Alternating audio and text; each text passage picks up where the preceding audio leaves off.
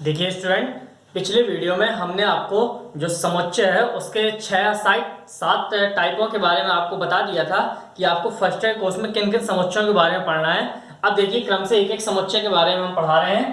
देखिए जैसे पहला सेट है जिसको बोलते हैं फाइनाइट सेट, हिंदी में बोलते हैं परिमित समुच्चय। अब देखिए होता क्या है परिमित समुच्चय, कि ऐसा समुच्चय जिसके अवयवों को या एलिमेंटों को गिना जा सकता है उसे परिमित समुच्चय कहा जाता है। जिसके एलिमेंटों को हम गिन सकते हैं, काउंट कर सकते हैं, उसे परिमित समुच्चय कहते हैं। जैसे एग्जाम्पल देखिए, ए बराबर लिखा हमने 2 3 5 7 11 13 17 और ब्रैकेट बंद कर दिया। तो यहाँ पर आप देख रहे हैं कि इसमें आप आसानी से एलिमेंट को गिन सक रहे हैं कि 1 2 3 4 5 6 7। तो इसमें कितने एलिमेंट हैं? 7 एलिमेंट हैं। तो ये परिमित समुच्चय फाइनाइट सेट का एग्जाम्पल है। जैसे दूसरा हमने लिखा कि बी बराबर एक्स सच दैट एक्स जनवरी माह का दिन, मतलब हम जनवरी महीने के जो दिन होते हैं उनको हम गिन सकते हैं कि जनवरी माह में कितने दिन होते हैं। तो आप सभी को जानकारी है कि जो जनवरी का महीना होता है उसमें 31 दिन होते हैं, तो हम इसके दिनों को गिन सकते हैं। ठीक है। जैसे तीसरा एग्जाम्पल लिखा कि ए बराबर x such that x Delhi शहर की जनसंख्या। अब जैसे मान लीजिए दिल्ली है या कोई भी शहर है तो उसकी जनसंख्या को गिना जा सकता है। हालांकि गिनने में थोड़ी समस्याएं आती हैं, बड़ा काम है, कोई छोटा काम नहीं है कि आसानी से गिन सकें, लेकिन इनको पॉसिबल है, गिनना पॉसिबल है। तो ये जो एग्जाम्पल है ये सब परिमित समुच्चय के अंतर्गत या जिसको बोलेंगे हम फाइनाइट सेट, इसके अंतर्गत आते हैं। ऐसे और भी एग्जाम्पल है, भारत देश की जनसंख्या का समुच्चय, विश्व की जनसंख्या का समुच्चय, चूंकि है बड़ा काम लेकिन पॉसिबल है। ऐसा नहीं है कि हम इसको ये कह रहे हैं कि पॉसिबल नहीं है, पॉसिबल कहीं ना कहीं पर है।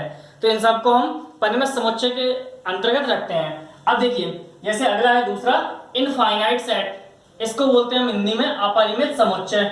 अब देखिए इसकी डेफिनेशन क्या है कि ऐसा समुच्चय जिसके अवयवों को गिना ना जा सके, जिसके अवयवों को गिना नहीं जा सकता है उसे हम अपरिमित समुच्चय कहते हैं। जैसे यहाँ पर एक एग्जाम्पल लिखा हमने, ए बराबर 1 2 3 4 5 6 और dot dot dot dot infinite. तो आपको मालूम है कि जो प्राकृतिक संख्याएं हैं, जो नेचुरल नंबर हैं, वो 1 से स्टार्ट है पर इनफाइनाइट तक है, अनंत तक है, उनको गिना नहीं जा सकता। हम ये नहीं कह सकते हैं कि सबसे बड़ी नेचुरल नंबर या प्राकृतिक संख्या कौन सी है, क्योंकि उसमें एक जोड़ देंगे तो अगली संख्या मिल जाएगी। तो प्राकृतिक संख्याएं जो होती हैं वो अनंत होती हैं, तो इनको गिनना पॉसिबल नहीं है। तो ये इनफाइनाइट सेट का एग्जाम्पल आएगा। जैसे हमने दूसरा लिखा कि एक्स सच दैट एक्स समतल में स्थित बिंदु। अब जैसे कोई समतल है, मान लीजिए एक प्लेन है, ये इसके अंतर्गत। अब इसके अंदर कितने सारे बिंदु हैं? बहुत सारे बिंदु हैं जिनको हम देख सकते हैं, ऐसे अनंत बिंदु हैं जिनको हम गिन भी नहीं सकते। तो छोटे छोटे अणुओं से, एटम से मिलकर बना है, ठीक है, मॉलिक्यूल से। तो ये इनफाइनाइट सेट का एग्जाम्पल रहेगा। ठीक है। इसके बाद जैसे हमने लगा एक्स सच दैट एक्स किसी पदार्थ में उपस्थित परमाणु।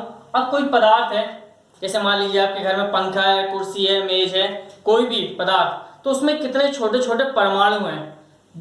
ठीक है। तो उनको गिनना पॉसिबल नहीं है, क्योंकि हमें इतना तो पता है कि एक अणु में 2 परमाणु होते हैं, पर अणुओं की संख्या को गिनना ही पॉसिबल नहीं है। तो ये कैसा रहेगा?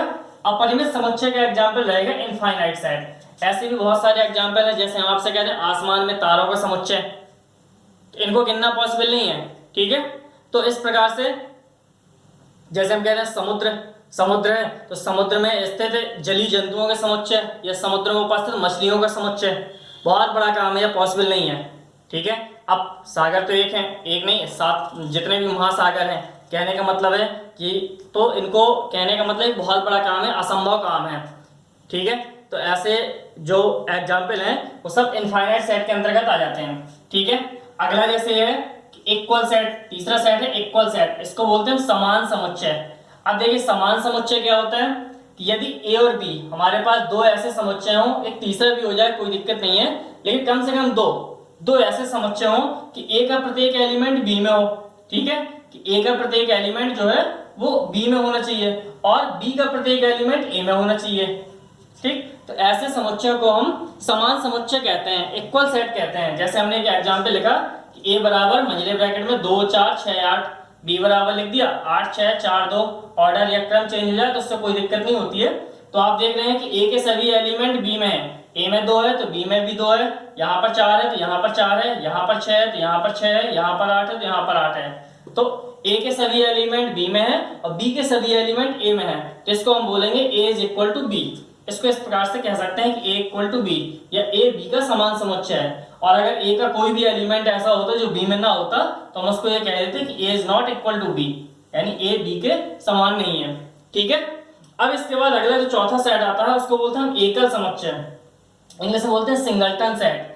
अब देखिए सिंगलटन सेट क्या होता है, एकल समुच्चय, किसमें हमने लगा कि ऐसा समुच्चय जिसमें केवल एक ही एलिमेंट हो, ऐसा समुच्चय जिसमें केवल एक ही अवयव हो, एक ही एलिमेंट हो, उसे सिंगलटन सेट कहते हैं या एकल समुच्चय कहते हैं। जैसे हमने एक एग्जांपल लिखा कि ए बराबर मझला ब्रैकेट और 3 और ब्रैकेट बंद कर दिया। अब आप लोग देख रहे हैं इस ब्रैकेट के अंदर केवल एक ही संख्या है या एक ही एलिमेंट है, ये सिंगलटन सेट के अंतर्गत आ जाएगा। ठीक है, एकल समुच्चय। दूसरा हमने जैसे एक एग्जांपल लिखा बी बराबर x such that x Bharat देश के करंट प्राइम मिनिस्टर, कि भारत देश के वर्तमान प्राइम मिनिस्टर। अब आपको पता है कि हमारा जो देश भारत देश है उसके जो वर्तमान प्रधानमंत्री है वो भी केवल एक ही है, नरेंद्र मोदी। इसके अलावा 2-4 प्रधानमंत्री तो है नहीं है भारत देश में, कि पता चला कि हर एक जिले का या हर एक राज्य का अलग अलग प्रधानमंत्री हो, क्योंकि देश में एक ही प्रधानमंत्री बनाया जाता है। तो ये कैसा एग्जाम्पल रहेगा, एकल समुच्चय का एग्जाम्पल रहेगा। ठीक है, जिसको हम बोलते हैं सिंगलटन सेट। इसके बाद जैसे हमने लिखा कि एक्स सच दैट एक्स सम अभाज्य संख्या। अब देखिए सम अभाज्य संख्याएं, सम संख्याएं तो बहुत सारी होती हैं, पर उन सम संख्या में अभाज्य संख्या कौन सी होती है, तो ये आप लोग जानते हैं कि 2 होता है। 2 मात्र एक ऐसी अभाज्य संख्या है जो सम है, बाकी सभी अभाज्य संख्याएं विषम है, ये केवल एकदम सिंगल है। ठीक है, तो ये कैसा एग्जाम्पल हो जाएगा, सिंगलटन सेट का एग्जाम्पल हो जाएगा, एकल समुच्चय का। ठीक है, अगला जैसे अगला जो सेट है समुच्चय उसको बोलते हैं हम नल सेट। देखिए रिक्त समुच्चय क्या होता है, हिंदी में उसको बोलते हैं रिक्त समुच्चय, इंग्लिश में बोलते हैं नल सेट। अब देखिए इसमें हमने लिखा है कि ऐसा समुच्चय जिसमें कोई अवयव ना हो, क्या हो, कोई एलिमेंट ना हो, उसे रिक्त समुच्चय कहा जाता है। रिक्त समुच्चय को फाई से डिनोट किया जाता है। इस प्रकार ये जो सिंबल हमने बनाया फाई, या तो हम इस फाई से डिनोट कर सकते हैं या ब्रैकेट लगाकर उसको खाली छोड़ सकते हैं। ठीक है, तो इसे हम रिक्त समुच्चय कहते हैं। अब देखिए इसके एग्जाम्पल देखिए, जैसे हमने लिखा ए बराबर x such that x Hindi वर्णमाला में आ से पहले का समुच्चय।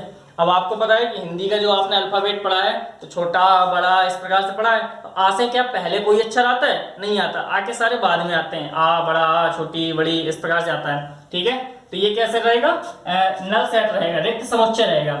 इसके बाद बी बराबर जैसे हम लिखा x such that x UP में current ladies CM, ladies chief minister.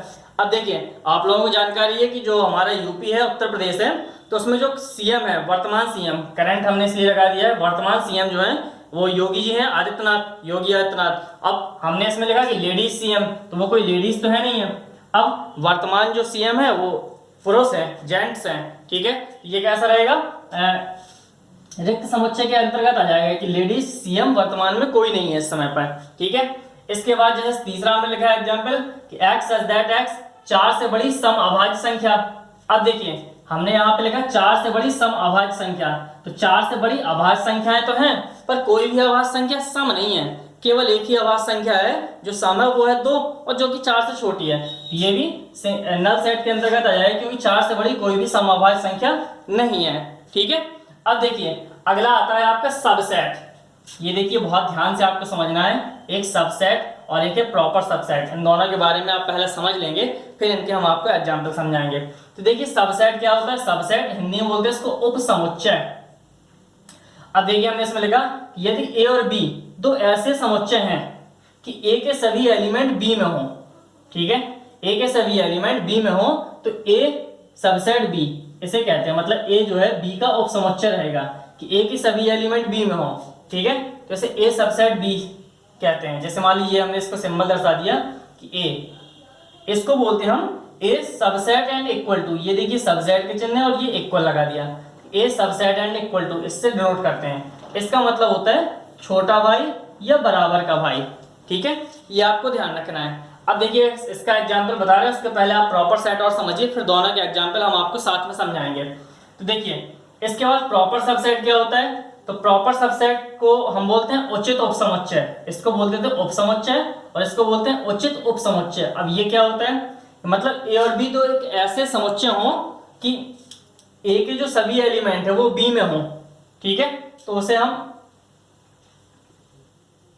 कि ए सबसेट बी इससे डिनोट करते हैं। अब देखिए जैसे हमने लिखा ए सबसेट बी, उचित उपसमुच्चय को ऐसा बोलते हैं, इसको बोलते हैं ए सबसेट एंड इक्वल बी, और इसे बोलते हैं ए सबसेट बी। इसका मतलब होता है छोटा भाई। अब देखिए ये याद करने का अपना तरीका है, ठीक है।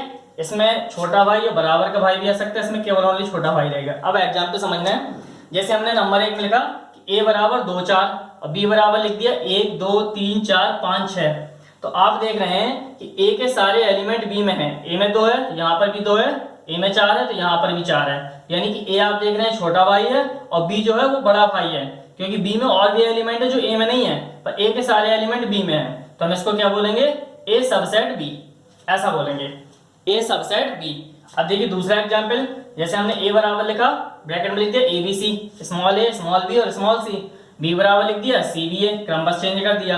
तो आप देख रहे हैं कि ए यहाँ पर है तो ए यहाँ पर है, बी यहाँ पर है तो बी यहाँ पर है, और सी यहाँ पर है तो सी यहाँ पर है, यानी ए के सारे एलिमेंट बी में हैं और बी के सारे एलिमेंट ए में हैं। तो हम इसको बोल सकते हैं कि A subset and equal to B, A के सभी एलिमेंट बी में हैं, यानी ए जो है बी का उपसमुच्चय भी है और बराबर भी है। और इसको हम ऐसा भी लिख सकते हैं कि B subset and equal to A, ठीक है। तो यानी कि यहाँ पर आपने ये संबंध निकाल रहे हैं कि अगर दो समुच्चय जो समान हो, कि दो समुच्चय जो समान हो या इक्वल सेट हो, तो वो एक दूसरे के उपसमुच्चय होते हैं, एक दूसरे के सबसेट होते हैं, सबसेट एंड इक्वल टू, ठीक है। तो यहाँ तक आपने प्रॉपर सेट के बारे में पढ़ लिया, तो अब आपको ये कंफ्यूजन दूर हो जाएगा। अब देखिए इसके बाद कुछ सेट और रह गए हैं, उसको समझाएंगे, फिर हम आपकी एक्सरसाइज कराएंगे। और अभी तक जिन लोगों ने हमारे चैनल को सब्सक्राइब नहीं किया है तो प्लीज़ इसको सब्सक्राइब कर लीजिए। Thank you so much for the loving support.